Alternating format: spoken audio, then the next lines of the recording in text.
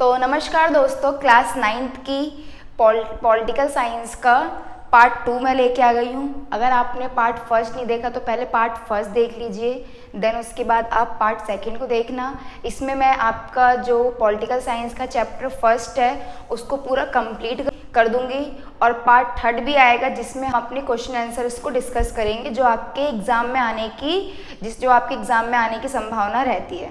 ठीक है, तो पार्ट 1 में हमने 3 फीचर्स तक पढ़ लिए थे, 3 विशेषताएं तक पढ़ ली थी। पार्ट सेकंड में हम चौथा फीचर और ये लास्ट फीचर है, लास्ट विशेषता है जो कि हम पढ़ेंगे। तो जो चौथी विशेषता है वो क्या है? कानून का राज और अधिकारों का आदर। कानून का राज और अधिकारों का आदर का क्या मतलब होता है कि जिस भी देश में, जो भी देश लोकतांत्रिक है, जिस भी नेताओं को हम निर्वाचित करके भेजते हैं वह कानून का आदर करे। जो कानून पहले से ही मूल संविधान में लिख चुके हैं उन्हीं रूल्स को फॉलो करे, ना कि आके अपने हिसाब से रूल्स को चेंज करें। तो कानून का शासन यही होता है और सभी नागरिकों के अधिकारों का सम्मान करें। उदाहरण से समझते हैं हम। जिम्बाब्वे में 1980 में आज़ादी प्राप्त होने के बाद से ज़्यादातर समय रॉबर्ट मुगाबे का शासन रहा है। जिम्बाब्वे में 1980 में आज़ादी मिली थी जिम्बाब्वे को, जो कि जिस आज़ादी में उसमें किसका रोल था? सबसे ज़्यादा रॉबर्ट मुगाबे का रोल था। इन्होंने ही जिम्बाब्वे को आज़ादी दिलवाई थी और यह एक लोकप्रिय नेता बन गए थे। बट फिर क्या हुआ? परंतु चुनाव जीतने के लिए हर प्रकार से मीडिया, न्यायपालिका और हर उस संस्था को दबाया जिन्होंने उनकी सरकार का विरोध किया। इसी प्रक्रिया में कई बार लोगों के बुनियादी अधिकारों का अतिक्रमण हुआ। जब इन्होंने जिम्बाब्वे को आज़ादी दिलवाई थी तो लोगों ने इनको सरकार के तौर पर चुना था और वहाँ पर जब ये सरकार में आए थे तो इन्होंने क्या करा? मूल संविधान में चेंजेस करने लगे। रूल्स को है जो उसको हटाकर अपने हिसाब से रूल्स बनाने लगे। सारी जो वहाँ की मीडिया वगैरह है वहाँ पर सिर्फ अपना ही जो दबदबा है कर लिया। अगर कोई इनके विरोध आता था तो यह उनको हटा देते थे। उन्हें मीडिया वगैरह को दबाना स्टार्ट कर दिया। तो ऐसी यह प्रक्रिया चलती रही। तो 2017 में जाके वहाँ जिम्बाब्वे के जो नागरिक थे उन्होंने इनकी सरकार को उखाड़ फेंका। अतः जरूरी है कि सरकार नागरिकों के कुछ बुनियादी अधिकारों का आदर करे। जैसे कि ये जब भी सत्ता में आए इन्होंने नागरिकों के अधिकारों का हनन कर दिया था। मीडिया वगैरह हर जगह पर सिर्फ अपना ही दबदबा लगाया था। कोई भी इनके अगेंस्ट बोलता था यह उसको वहाँ से हटा देते थे। उनको सोचने की, अपनी राय बनाने की, सार्वजनिक रूप से अपने विचार व्यक्त करने की, संगठन बनाने की, विरोध करने की और अन्य राजनीतिक गतिविधियां करने की स्वतंत्रता होनी चाहिए। ठीक है। इसी प्रकार एक लोकतांत्रिक सरकार सिर्फ इसी कारण से मनमानी नहीं कर सकती है कि उसने चुनाव जीता है, बल्कि उसे अल्पसंख्यक समूहों की दी गई गारंटियों का भी आदर करना पड़ता है। इसलिए एक लोकतांत्रिक सरकार संवैधानिक कानूनों और नागरिक अधिकारों द्वारा खींची लक्ष्मण रेखाओं के भीतर ही काम करती है। जो मूल संविधान में पहले से ही रूल्स लिखे हुए आए हैं, जो निर्वाचित नेताएं होती हैं, लोकतांत्रिक सरकारें होती हैं, वह उन्हीं को ही फॉलो करती हैं और नागरिकों के अधिकारों का सम्मान करती है। तो ये हमारे कुछ फीचर्स थे। इससे आपको अच्छे से पता चल गया होगा कि लोकतांत्रिक सरकार कौन सी होती है, उनमें क्या फीचर होना चाहिए। केवल वोटिंग करवाने से, केवल मतदान करवाने से ही लोकतंत्र नहीं होता, बल्कि जो फीचर्स है इनको भी फॉलो करना पड़ता है, तभी कोई देश लोकतांत्रिक देश कहलाता है। और वीडियो अच्छी लगे तो वीडियो को लाइक और सब्सक्राइब कर देना, बिकॉज पूरे फैन बंद हैं, पसीने आ रहे हैं, गर्मी लग रही है और इसमें हम आपके लिए मेहनत कर रहे हैं। इन्हीं परिभाषाओं का कुछ सारांश है, कुछ कंक्लूजन निकाल के दिया है। जो हमने विशेषता पढ़ी, जो हमने लोकतंत्र की डेफिनेशन पढ़ी, इनका ही कुछ कंक्लूजन निकाल के दे रखा है जिससे कि आप अच्छी तरीके से समझ पाओ कि लोकतंत्र किसे कहते हैं। तो लोगों द्वारा चुने शासकों द्वारा ही प्रमुख फैसले लिए जाते हैं। जो लोग जिन शासकों को चुनते हैं उन्हीं के द्वारा प्रमुख फैसले लिए जाते हैं। चुनाव लोगों के लिए निष्पक्ष अवसर और इतने विकल्प उपलब्ध कराता है कि चाहे तो मौजूदा शासकों को बदल सकते हैं। यह विकल्प और अवसर सभी लोगों को समान रूप से उपलब्ध होते हैं। इसी चुनाव से बनी सरकार संविधान द्वारा तय बुनियादी कानूनों और नागरिक अधिकारों के दायरे को मानते हुए काम करती है। तो जितना भी हमने पिछला पूरा पढ़ा कि लोकतंत्र किसे कहते हैं, लोकतांत्रिक सरकार कौन सी होती है, या फिर लोकतंत्र के क्या फीचर्स है, उसका ये एक छोटा सा कंक्लूजन दे रखा है जो आपको अच्छे से क्लेरिफाई करेगा कि लोकतंत्र किसे कहते हैं। लोकतांत्रिक सरकार की कुछ मुख्य विशेषताएं होती हैं। क्या विशेषताएं होती हैं वो हम इसमें पढ़ेंगे। इस पूरे चैप्टर में जो 9th क्लास का जो चैप्टर है, पॉल साइंस का पहला चैप्टर, इस पूरे चैप्टर को हमको सिर्फ उदाहरणों से ही समझना है। उदाहरणों द्वारा ही इस चैप्टर को अच्छे से समझा जा सकता है, इसके लिए इसमें इतने सारे उदाहरण दिए गए हैं। और अगर आप एग्जाम में लिखोगे भी इसके बारे में तो उदाहरण दे के ही लिखोगे, तभी आपको अच्छे नंबर मिलेंगे। नागरिकों को भाषण देने व विचार व्यक्त करने की पूर्ण स्वतंत्रता होनी चाहिए। लोकतांत्रिक सरकार वही सरकार होती है जो अपने नागरिकों को भाषण देने की और अपने विचार को व्यक्त करने की स्वतंत्रता देती है। स्वतंत्र व निष्पक्ष रूप से चुनाव करने की व्यवस्था होनी चाहिए लोकतांत्रिक सरकार में। राजनीतिक दलों को स्वतंत्र रूप से काम करने की आज्ञा होनी चाहिए। व्यापारियों को व्यापारिक संघ स्थापित करने की पूर्ण स्वतंत्रता होनी चाहिए। और प्रेस को पूर्ण आज़ादी होनी चाहिए। प्रेस मतलब कि जो मीडिया होती है उसको विरोध करने का भी अधिकार होना चाहिए और उनको पूरी आज़ादी होनी चाहिए बोलने की। तो यह कुछ लोकतांत्रिक सरकार के उदाहरण थे। कुछ हम गैर लोकतांत्रिक का भी उदाहरण समझ लेते हैं कि अगर आपने पूरा चैप्टर पढ़ लिया, विशेषता, फीचर्स, लोकतंत्र की परिभाषा, तो आपको गैर लोकतंत्र समझ में आ गया होगा कि किसे बोलते हैं। बट फिर भी कुछ इसमें उदाहरण दे रहे, कुछ लक्षण दे रखे हैं गैर लोकतांत्रिक के, हम उससे पढ़ के और अच्छे से क्लेरिफाई कर सकते हैं कि लोकतांत्रिक सरकार कौन सी होती है और गैर लोकतांत्रिक सरकारें कौन सी होती हैं। लोक सरकार और उसकी नीतियों की आलोचना नहीं कर सकते। गैर लोकतांत्रिक सरकार में क्या होता है कि जो लोग होते हैं वो अपनी सरकार की आलोचना नहीं कर सकते। जैसे कि हमारे भारत में क्या है, कोई भी व्यक्ति जिसको सरकार का कार्य पसंद नहीं आ रहा तो वह सरकार की आलोचना कर सकता है ना। बट गैर लोकतांत्रिक सरकार में क्या होता है कि जो व्यक्ति होते हैं, जो लोग होते हैं, वो अपनी सरकार की आलोचना नहीं कर सकते। शासनकर्ता सर्व होते हैं। जो शासन करता है, जो वहाँ के लीडर्स होते हैं, जो सरकार होती है, वही सब कुछ सर्व करता होती है, सर्वा होती है, वही करता धरता होते, वही भगवान होते हैं। अपने आप को ऐसा वो समझ लेते हैं गैर लोकतांत्रिक सरकारों में।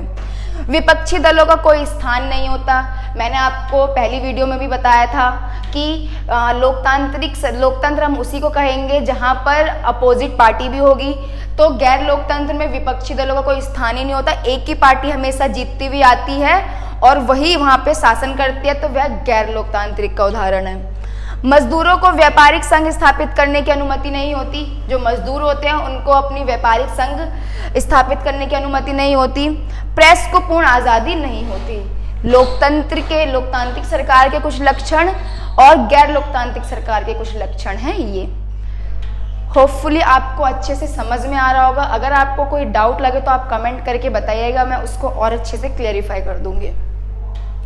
अब है इसमें लोकतंत्र के खिलाफ तर्क।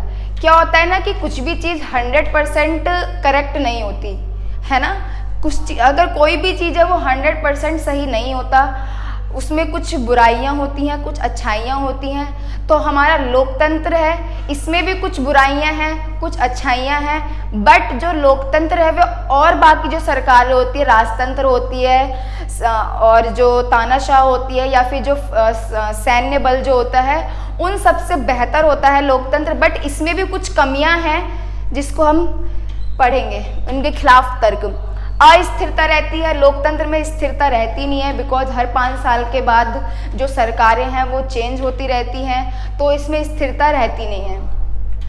लोकतंत्र में नेता बदलते रहते हैं, इससे अस्थिरता पैदा होती है। अब देखो क्या है ना, किसी भी कार्य को करने के लिए लंबा समय लगता है। जैसे कि किसी भी चीज़ का विकास होने के लिए बहुत लंबा समय लगता है।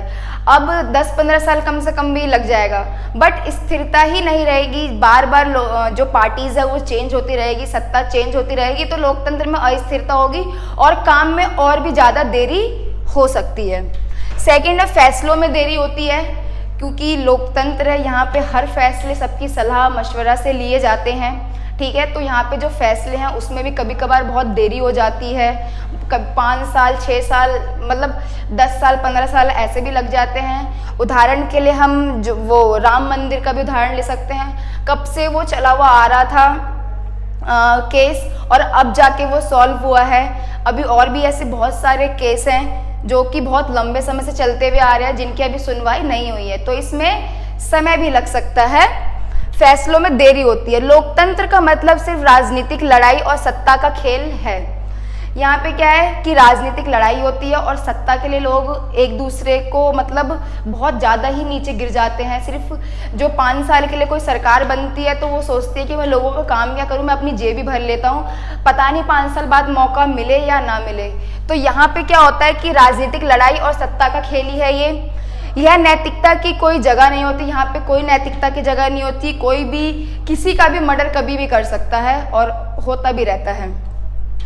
लोकतांत्रिक व्यवस्था में इतने लोगों से बहस और सारे चर्चा करनी पड़ती है कि हर फैसले में देरी होती है। मैंने आपको बताया था इसमें मशवरा लेना पड़ता है, बहुत सारे लोगों का बहस चलती है, डिबेट्स चलती है, तब जाके कोई डिसीजन को आगे पास किया जाता है, कोई कानून बनता है, तो इसमें फैसले लेने में देरी भी होती है।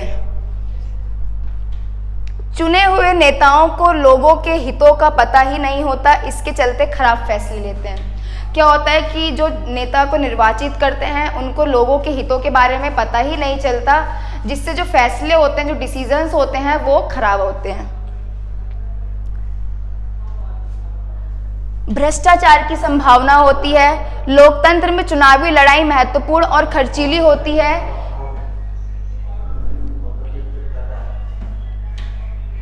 भ्रष्टाचार की संभावना, लोकतंत्र में चुनावी लड़ाई महत्वपूर्ण, खर्चीली और इसलिए इसमें भ्रष्टाचार होता है। जो चुनावी जो इलेक्शन होते हैं इसमें क्या होता है कि बहुत ज़्यादा ही पैसा लगता है, बहुत रैली वगैरह निकलती है, पैम्पलेट्स वगैरह बंटते हैं, या फिर जो पूरी प्रक्रिया होती है इलेक्शन की, जो भी चुनाव की पूरी प्रक्रिया होती है, इसमें बहुत पैसा लग जाता है, बहुत खर्चीली होती है यह प्रक्रिया, इसीलिए इसमें भ्रष्टाचार भी होने की संभावना रहती है।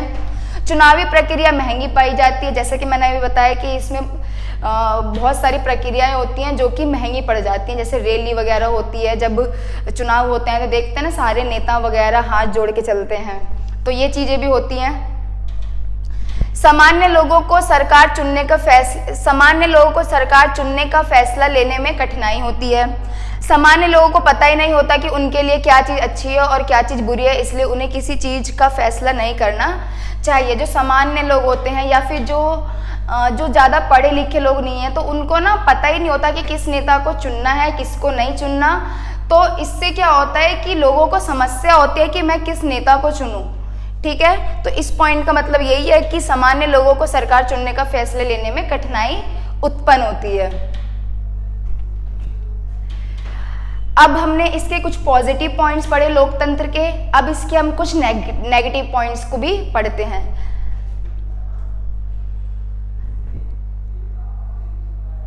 लोकतंत्र के पक्ष में तर्क, शासन का अधिक जवाबदेही वाला रूप होता है, ये इसके पॉजिटिव कुछ पॉइंट्स हैं। इसके पहले हमने इसके कुछ नेगेटिव पॉइंट्स पढ़े थे।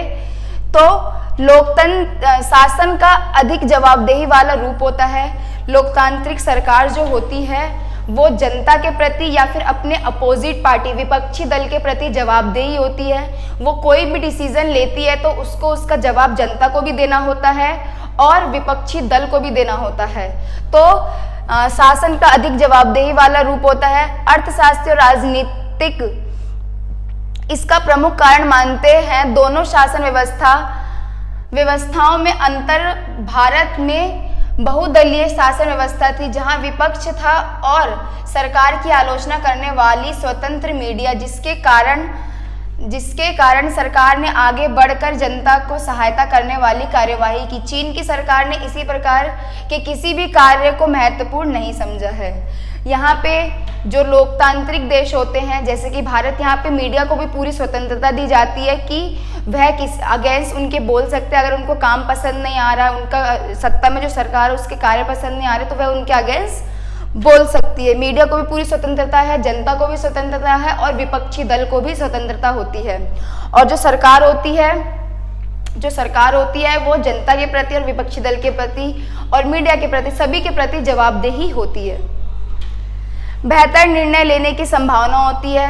यहाँ पे मैंने आपको इसका नेगेटिव पॉइंट में बताया था कि यहाँ पे बहुत सलाह मशवरा लेना होता है तो निर्णय लेने में देरी होती है, बट जो सलाह मशवरा होता है उससे जो निर्णय होती है उसकी जो क्वालिटी होती है उसमें बहुत ज़्यादा ही क्वालिटी में जो बढ़ोतरी होती है वो बहुत ज़्यादा ही होती है और जो निर्णय होता है वो बेहतर निर्णय होता है।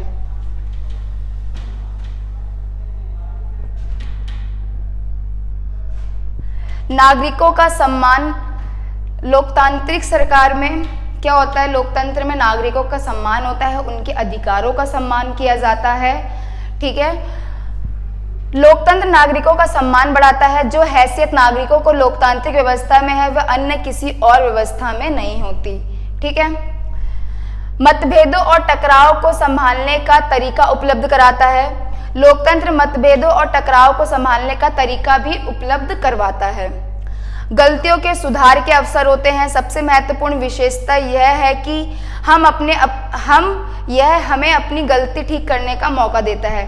गलती ठीक करने का मौका कैसे देता है कि अगर हमने अभी किसी सरकार को चुना है, वह सत्ता में आई है, अगर उसने अपना काम अच्छे ढंग से नहीं किया तो हम उसको अगले 5 साल बाद उसको सत्ता से हटा भी सकते हैं। हम अपनी गलतियों को सुधार भी सकते हैं। जो अच्छा कार्य कर रही है हम उसको सत्ता में ला सकते हैं। तो लोकतंत्र जो है ये हमें गलती सुधारने का मौका भी देता है। तो धन्यवाद। आज की वीडियो यहीं पर समाप्त होती है। अगर वीडियो अच्छी लगे तो वीडियो को लाइक करना, सब्सक्राइब करना। जय हिंद।